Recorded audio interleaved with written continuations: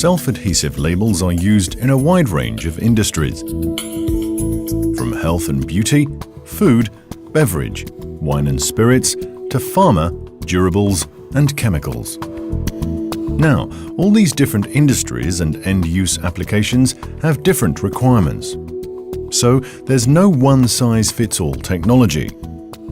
Let's take a closer look at self-adhesive labels for the food industry. Time is money, and in the food industry, cost-effectiveness is of the essence.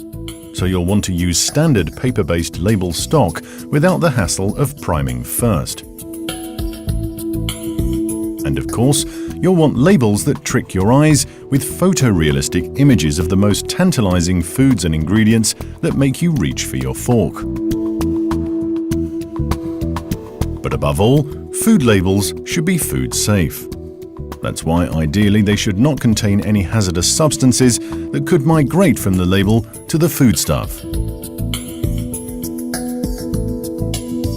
Meeting all these requirements is a tall order, but when it comes to food safety, dry toner is unbeatable. So for food-safe labels with photorealistic images that shout "Eat me," printed on standard label stock that doesn't need priming, Xeikon recommends dry toner.